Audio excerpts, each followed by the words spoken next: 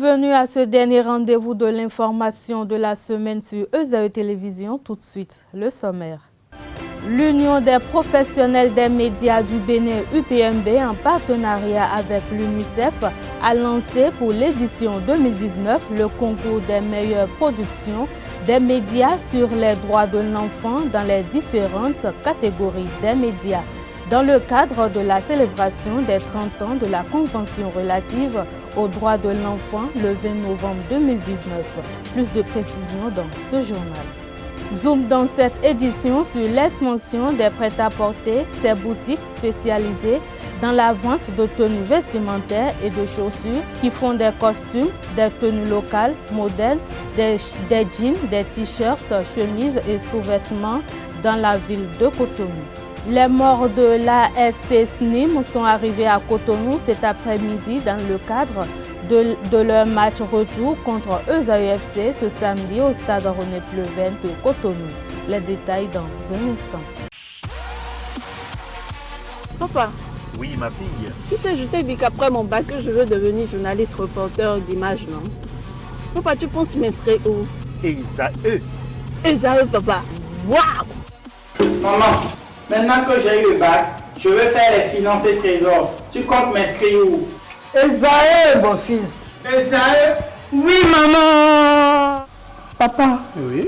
tu sais qu'après mon bac, je veux être diplomate, non? Et tu comptes m'inscrire dans quelle université? Mais ESAE, naturellement. ESAE? À ESAE, vous êtes bien formé dans les filières comme administration du travail et de la sécurité sociale, administration générale et territoriale, administration des impôts, gestion des marchés publics, planification et développement local, droit et sciences économiques et de gestion. ESAE, c'est aussi sa télé numérique ESAE TV et son journal L'Informateur. ESAE, c'est à Bédjoumédé, 3e rue après le carrefour 16 ampoules allant à Jericho. Numéro de téléphone 98 98 14 00 96 80 55 11 90 93 65 21. ESAE, l'excellence a un nom.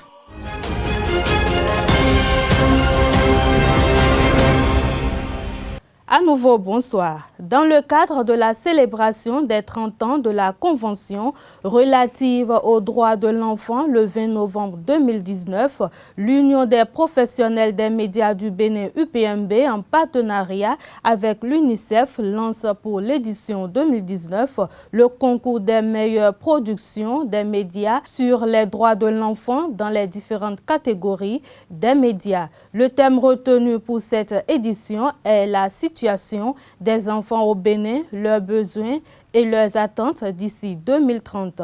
Pour en savoir davantage, je vous invite à suivre la présidente de l'UPMB, Zakiat Latoundji. Le journaliste a le devoir de s'engager sur les questions essentielles telles que les droits des enfants. Cet engagement fait du journaliste un maillon important et non négligeable.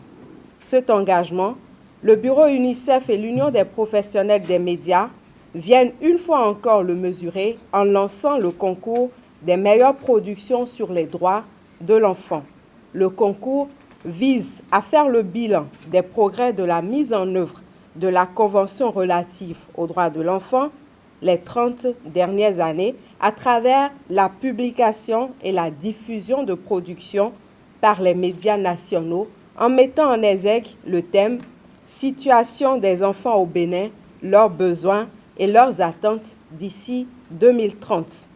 Il concerne tous les journalistes, qu'ils évoluent à la télé, à la radio ou dans la presse écrite, pourvu que leur production a été publiée entre le 1er juin et le 15 octobre 2019. Ils peuvent donc concourir. Je sais pouvoir compter sur chacun de mes confrères qui s'intéressent à la question des droits des enfants pour massivement proposer leur production dans le cadre de ce concours. De notre côté, nous nous engageons à travailler pour des partenariats tels que celui-ci. Toujours dans le cadre de la célébration des 30 ans de la Convention relative aux droits de l'enfant le 20 novembre 2019, je vous invite à suivre à présent le représentant de l'UNICEF au Bénin, François Kapandou. Les médias classiques, notamment la presse écrite, la télévision et la radio, ainsi que la technologie numérique et les médias sociaux augmentent notre capacité à rallier et à motiver des soutiens dans le monde entier et donne aux enfants et aux jeunes une tribune par laquelle ils demandent des comptes et initient un changement. C'est pourquoi l'UNICEF a accueilli avec joie la proposition de l'Union des professionnels des médias du Bénin d'organiser un concours de meilleure production des médias dans le cadre de la célébration des 30 ans de la Convention relative aux droits de l'enfant. Le défi qui reste à relever est la forte participation des professionnels des médias et la soumission de production de qualité, de sorte que nous puissions, à travers vos articles, vos émissions radio et télé, faire le bilan de l'application de la Convention relative aux droits de l'enfant ces 3 dernières décennies au Bénin, apprécier les progrès réalisés, les gaps à combler, les attentes des enfants, ce qui suppose que vous leur donniez la parole, et les étapes prochaines d'ici 2030, échéance des objectifs de développement durable. Je vous exhorte donc à participer massivement à ce concours et en parler autour de vous, afin que nous puissions regrouper d'excellentes informations et que les meilleurs gagnent. À Cotonou, capitale économique du Bénin, les boutiques de prêt-à-porter poussent comme des champions dans les coins et recoins de cette grande ville. Cette expansion s'explique par la création de typologies de modes vestimentaires qui constituent l'œuvre des stylistes modélistes béninois. Si certains sont spécialisés dans les costumes, cravates, d'autres sont dans les tenues locales, modernisées, réputées sous l'appellation Good Luck. D'autres sont dans les jeans, chemises et t-shirts. À en croire nos reporters, ce secteur ne manque pas de nourrir son homme. Les tenues prêt-à-porter de nos jours abondent les boutiques érigées aux abords des rues à Cotonou. Ce secteur commercial florissant attire bon nombre de personnes à s'y intégrer.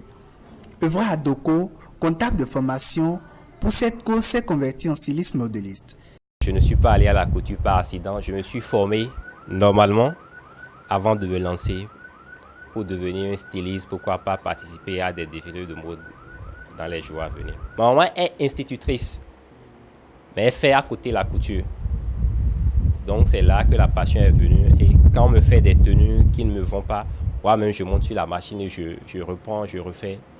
Et ceux qui ont fait leur tenue même apprécient ce que j'ai refait. Donc c'est là que je me suis dit que j'ai quand même quelque chose à faire dans ce domaine-là. C'est là que je me suis lancé. La vente du prêt-à-porter fait partie des secteurs d'activité commerciaux les plus rentables, ce qui se justifie par la création de beaucoup de styles vestimentaires pour satisfaire la population. Malgré cela, le secteur présente quelques difficultés. On peut recevoir 5 à 7 crayons par jour. Ça dépend du temps. Mais en vacances maintenant, ça a diminué. Seuls nos anciens crayons viennent commander pour leurs enfants, pour la famille. Le chiffre d'affaires, il y a des temps qui viennent. Parfois, on vend jusqu'à 90 000, à 150 000, 200 000 par jour, avec les commandes tout et tout. Mais le moins, c'est à 20 000. Quand on n'a pas vendu, c'est à 20 000. Par jour, il y a des jours qu'on vient ici et qu'on ne fait rien. Donc, on ne peut pas, en moyenne, le chiffre d'affaires, je peux vous dire 10 000. Je peux vous dire une chemise en moyenne, pas par jour, une chemise tous les 3 jours. Non, la boutique est fréquentée. Les gens viennent, ils apprécient. Mais c'est la suite. Ils promettent de revenir, mais on ne les voit. Ils viennent même réserver. Ça veut dire qu'ils aiment ce qui est fait. Ils réservent et ils promettent de revenir, mais on ne les voit plus. Ça veut dire que quelque part, les gens n'ont pas trop les moyens de prendre ce qu'il y a. C'est ça. J'étais prêt-à-porter parce qu'ils ont une banque de sous. Donc, tout ça, c'est pour cela. Bon, en fait, le prêt-à-porter aussi, en fait, la qualité aussi fait de la différence. Il y a des bonnes choses qui arrivent, que nous aimons, qui n'ont pas dans les fliperies. Le prêt-à-porter ici depuis environ 2009. Mais bon, on ne refuse pas les clients, ils ne reviennent pas comme ça parce que le temps a changé. Il y a aussi du changement. Bon. Mais par la grâce de Dieu, ils viennent un peu acheter. Les tenues prêt-à-porter importées rivalisent avec celles confectionnées par les stylistes modélistes nationaux. Cette rude concurrence contribue à la baisse des prix des tenues de prêt-à-porter profitant aux clients. Le fa est une science qui est développée dans le golfe de Guinée, notamment ici au Bénin. Il est venu en l'an 1715 par le prêtre Djissa sous l'invitation du roi Agadia pour l'aider à faire jaillir la pluie pour son peuple qui souffre de la sécheresse. Ce sont les propos tirés de l'entretien qu'a eu Jacques d'Almeida dans l'émission Au cœur du mystère avec Bokono à côté. Suivons-le. Fa, c'est une science exacte que nous appelons aujourd'hui, et on appelle par les Européens la géomancie. Fa, dans le golfe de Guinée, c'était arrivé au Bénin ici en 1715 par le roi Agadia qui a invité un prêtre appelé Djissa qui est venu en 1715 au Bénin ici pour nous faire la lumière sur la géomancie. Et comment il est arrivé? Il est arrivé, c'est parce que le roi Agadia a été persécuté par les Yoruba et il a fui Abomey pour aller s'installer à Savi. Et de Savi-là, il n'y a pas de choses là, et puis la sécheresse vient, et puis ça vient de jour en jour, et puis on n'arrive pas à trouver de quoi manger, et puis la misère commence. C'est en ce moment que un de ses collaborateurs dit qu'il y a quelqu'un qui fait la géomancie en Oyo là-bas, et on va essayer de l'inviter. Et on l'a invité et il est venu. Et quand il est venu maintenant, il a fait les sacrifices qu'il faut et la pluie a commencé. Quand la pluie a commencé, chez nous, en fond, on dit la pluie dit. Et quand il fait ça, son fils, Handé, lui a demandé, ton Bokono qui te fait, qui te vend la pluie, il faut l'amener nous voir pour qu'il nous vende encore la pluie. Il y a les choses à la pluie, les semences ne produisent plus. Et il a les choses à appeler encore Djissa, et on l'a appelé de ce jour Djissa. Sinon, il était à Adébéolo. C'est sur son nom. Donc, c'est lui qui a amené le fa au Bénin ici. Et fa, dans sa genèse, c'est quelque chose qui s'étudie par les Européens aussi.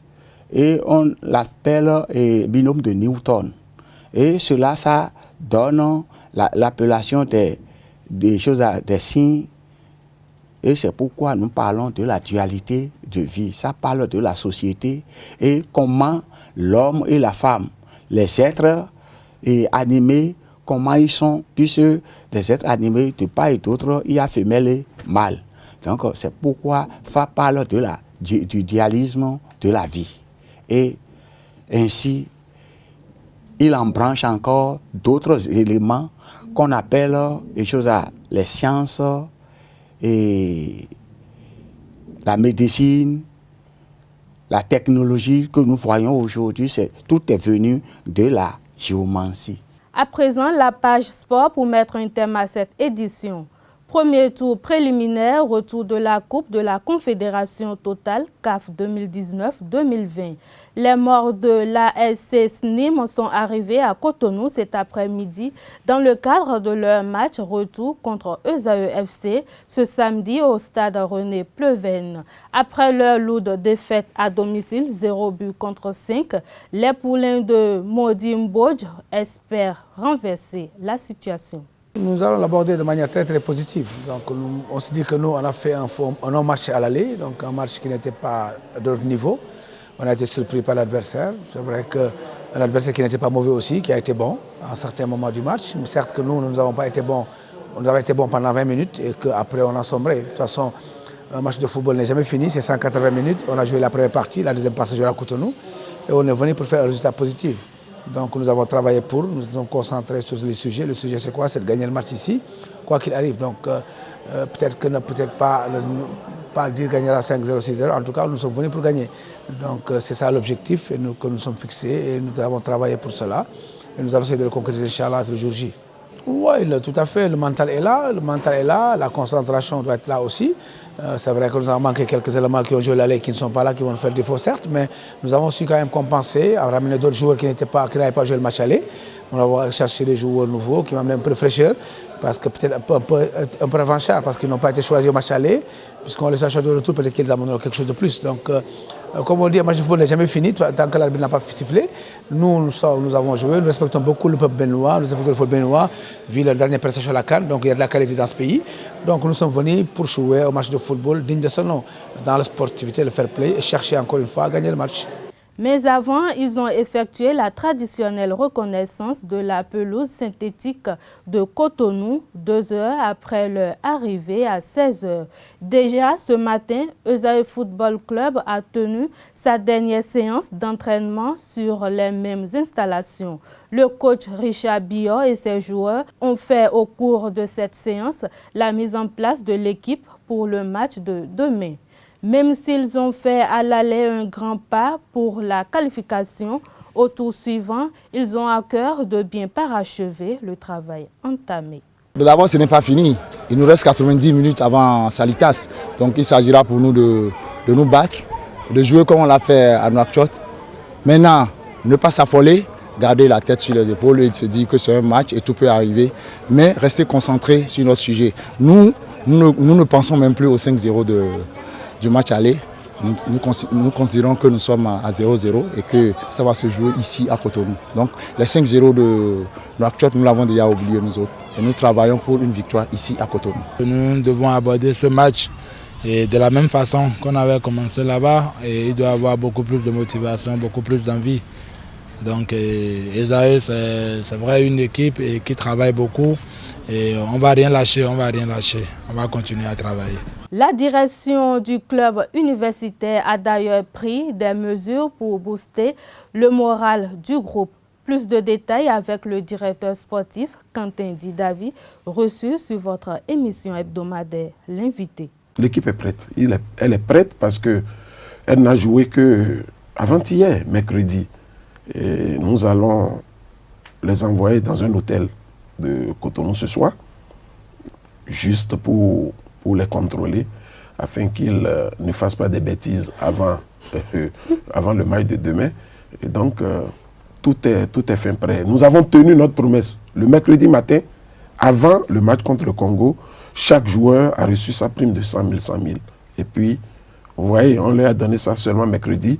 Et ils savent que s'ils gagnent encore demain, ils ont encore 100 000, 100 000. Donc, cette qualification permet à chacun d'eux d'empocher 200 000.